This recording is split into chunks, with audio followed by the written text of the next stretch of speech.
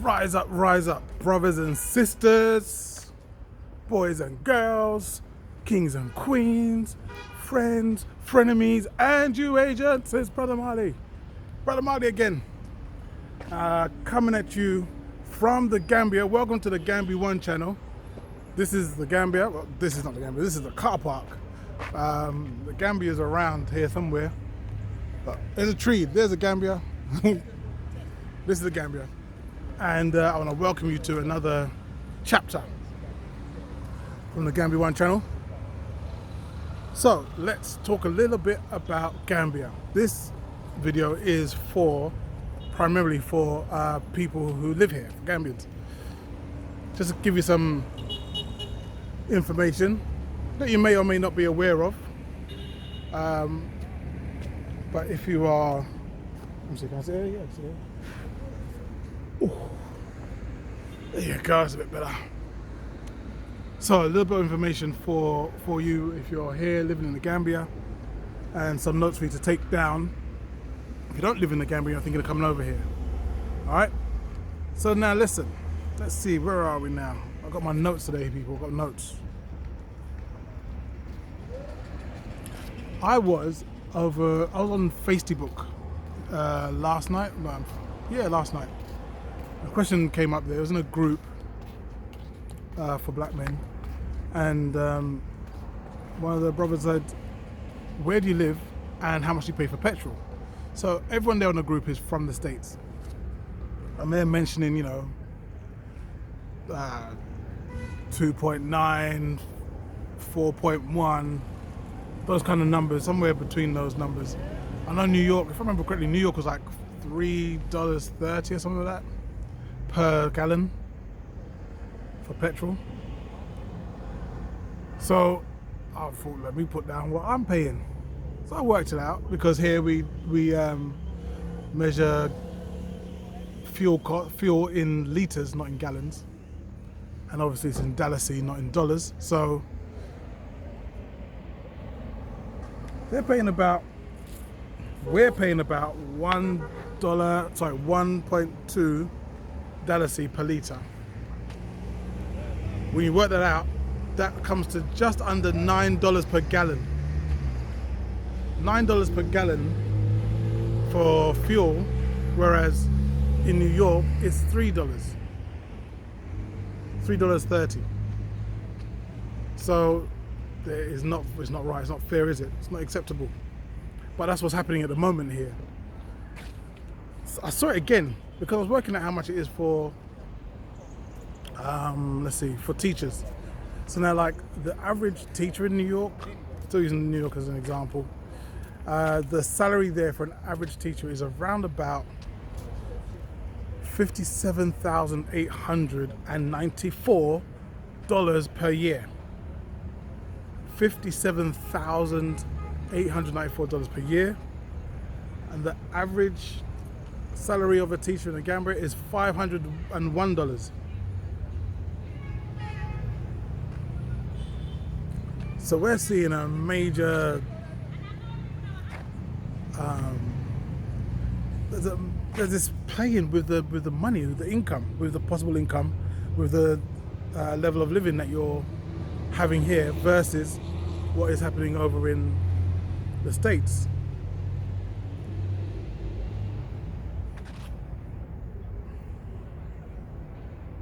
Now there's some things that when that happens with that. First of all, if you're the average Gambian trying to make the best of life and trying to do the best you can, it's very, very difficult because of the fact that people outside of this country are manipulating the strength of the dollar and the pound versus the Dallasy. The Dallasy is playing to the rules, whereas these other countries with the stronger currencies are stronger because they're able to make up new rules which help them but don't help other people, like the Dallasy. It's not fair, but that's what people do. So what else is going on? Okay, so let's look at internet, for example. Internet is another good example. I really shake a lot when I'm walking. Look at this. Oh my God. Let me sit here. Get some, so you don't feel seasick watching this video. Oh Lord. So, internet. If you want to buy internet like Sky, for example, in the UK, you pay about £30 per month. That gives you about 60 megabits per second. They actually say 59 on their website. But about 60 megabits per second costs you £30 for the month. £30 is actually like $40.33 for those in American money. So imagine £30 for 59 megabits per second, whereas over here in Gambia you pay £57, double, and you only get 20 megabits per second. So you pay double the money for a third of the speed. So people here, if the average teacher is making $500 for the year, right? And they're, for that $500, they got to spend $40 in internet fees, for example. You literally just price that person out of information. You know, you're priced out of getting information that the rest of the world takes for granted.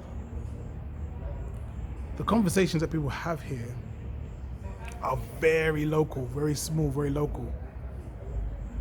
Not because of any fault of Gambian people, but because of people outside of this country manipulating the currencies here, manipulating what's available here, what's possible here. It's not right. Now, that's the bad news. The good news is you have some friends here. I will admit you do have some frenemies and you do have some agents here in the Gambia, sure, but you have some friends here. Many of us from the UK and from the United States have come over here to rebuild. I hate using that word, rebuild. To help build, to join the building effort that is happening here in the Gambia. What we bring with us is intimate knowledge of how things are in the West, of where you're trying to, where a lot of people are trying to get to. So imagine if the things that are happening in the West can be brought here, then you don't have to go nowhere. How is it? Question, do you think that we can find ourselves in a situation where you have a country like Gambia that has tons of groundnuts growing, tons of watermelons growing, tons of pineapple growing, tons of all sorts growing here, right? Things are sell every month of the year. There's no time of the year where things stop growing. Whereas in England, for example, from the month of like October all the way through to April, nothing's growing. Everything is dead and quiet for the winter. So how is it possible that the Dalasi is worth less than the pound? It doesn't make any sense. Well, back in the 1600s, 1700s, the powers that be over in the UK and in France and in Italy and other parts of Europe were bringing people from Gambia and other parts of West Africa, but from Gambia, and carrying them over to the Caribbean, carrying them over to the United States to build up those countries. Now imagine if from those countries people were building at speed with tons and tons of free labor, with enslaved Africans, enslaved Gambians, Malians, Nigerians, Ghanaians, all over there where they were actually building. I say millions. People go, really millions, really millions, really. There's a museum in an area called West India Quay. If you look on the tube map, or what Americans call the subway map, there is a subway station or a tube station called West India Quay. Oh, okay, we're gonna play music, are we? While I'm doing my video. Okay, let me shift again, yeah? Please don't get sick while I'm doing my shaky walking. Okay, so now, West India Quay is a part of London that a company called the West India Trading Company took over. They bought that, and it was a place where boats that were carrying enslaved Africans over from places like Gambia, dropping them off there, well, not dropping them off, but stopping the boat there. The slaves stayed on the ships, but animals and those groundnuts and melons and so on and so forth, pineapple I spoke about earlier on, they were lifted off the boats as well. And then those enslaved Africans were kept on the boat and carried over to America and the Caribbean. So they were able to grow their economy and their countries fast because they had people who were working under the threat of death, mutilation, rape, killing, and all kinds. I said death and then killing, same thing. But they had that going on over there. Meanwhile, according to that museum that's in the West India Quay, they reckon 2 million people were taken from Gambia. Now, right now in 2021, there's 1.8 million. So they ravaged this area. They took everything moving. Anyone who was left here, the lucky few that were left here, were left with absolutely nothing and nobody, and had to try and rebuild this country from scratch, from absolutely nothing. However, there were colonialists who were here, who were making sure that anything that was produced from this area, the money, the resources were taken out and sent over to the UK.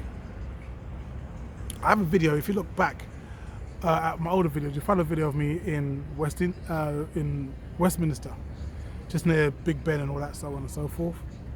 And they've got statues that they've put all around Westminster of these racist people. You know, they're the people that they prop up and say are really good.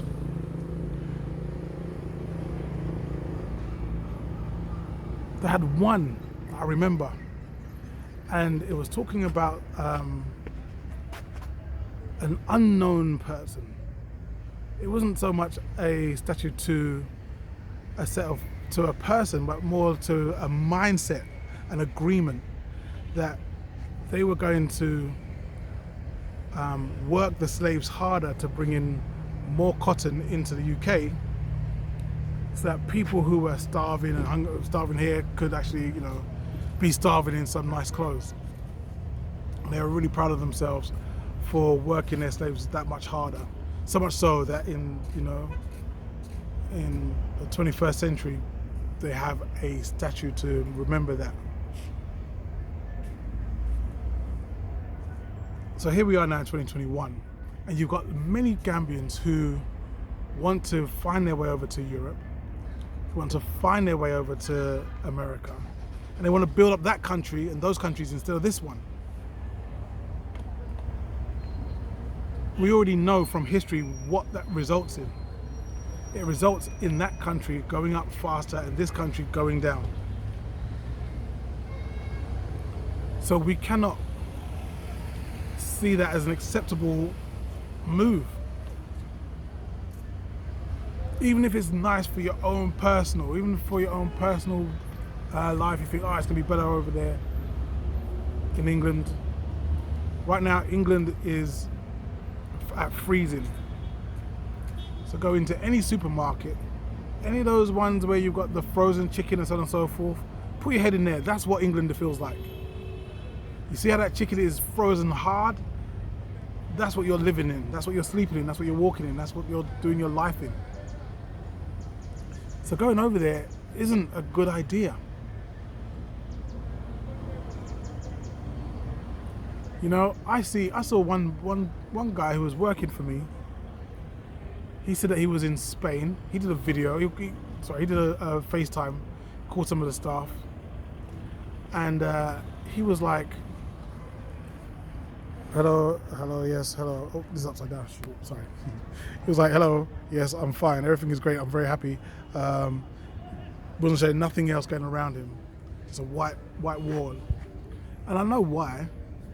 Because what people tend to do is they try to put over a story or put over this idea that life is great, that in Europe nothing could be better. And it's not true. It's not true. I was in France. I was in an area called the Jungle. It's a camp that was situated just inside Calais, which is just at the border between France and the UK. I went over there. I took oil and rice and so on and so forth, and gave it to the Gambian brothers and sisters over there.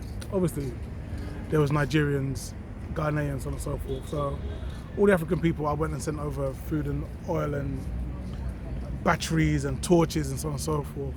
So that was a couple of years ago.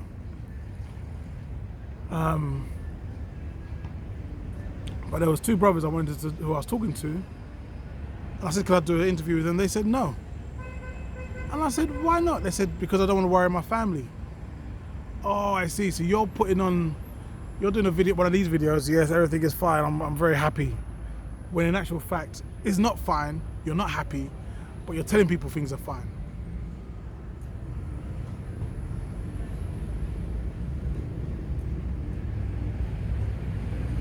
We can see now what's happening in Gambia. What happens when young people leave a country, as many as possible, leave a country and go and build up other countries. Those other countries, they build up faster and this one gets left behind. You cannot continue doing that.